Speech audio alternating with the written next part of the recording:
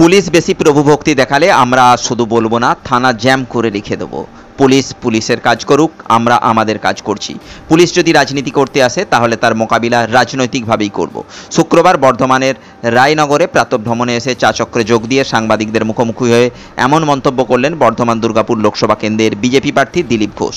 দিলীপ ঘোষ আরও বলেন, এখানে অনেক ইঞ্চি ফুট সাইজের নেতারা আছে যারা খুব বাড়াবাড়ি করছে, লোকেরা হাসাহাসি করছে, সেই সব নেতাদের বাড়ি ঢুকিয়ে দেবো।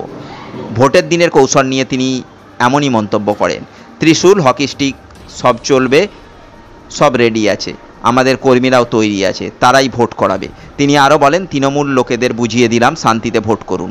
আগে সিপিএম পায়রা ওড়াতো, এখন নিজেরাই উড়ে গেছে, এখন আমরা পায়রা ওড়াবো। ভোটের পারদ চড়ছে, তাই শান্তিতে ভোট হোক, এটাই কাম্য।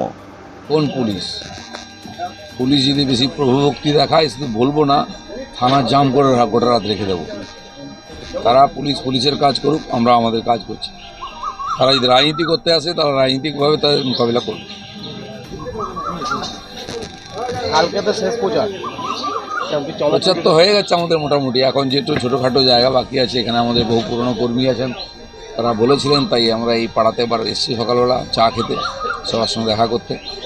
বাকি প্রচার চলছে, দু একটা বড় প্রোগ্রাম আছে, গ্রামের দিকে কিছু বাজার আছে, আজকে রোড শো হবে আর কালকে হবে। বাকি কর্মীরা লেগে পড়েছেন, প্রচার হচ্ছে, সবাই ঠিক করে নিয়েছে বিজেপিকে যেতে হবে। মনোনয়নপত্র দাখিলের দিন তো ডুগডুগি রাতে দেখা গেছিলো, ওটার দিন কি কিছু দেখা যাবে সেরকম কিছু? দেখতে পাবেন, যেমন প্রয়োজন হবে সেরকম সবই প্রস্তুতি আছে, যাকে যেমন ট্রিটমেন্ট করার আমরা করব। এখানে অনেক ছোটো ছোটো ইঞ্চি ফুট সাইজের নেতারা দাপিয়ে বেড়াচ্ছে, টিএমসির ভয় দেখাবার চেষ্টা করছে, লোকেরা হাসাহাসি করছে তাদের নাটক দেখে। সব চলবে, সব রেডি আছে। দেখবেন আমাদের এই কর্মীরা দাঁড়িয়ে আছে না, ভোট এরাই করাবে। ওই যে নেতারা ভোট করা তো সবকে বাড়ি ঢুকিয়ে দেবো, আর বেশি বাড়াবাড়ি করলে ভোটের পরে বড় ঘরে পাঠিয়ে দেবো। পূর্ব বর্ধমান থেকে দেবাশিস ঘোষের রিপোর্ট, রূপসী বাংলা মিডিয়া।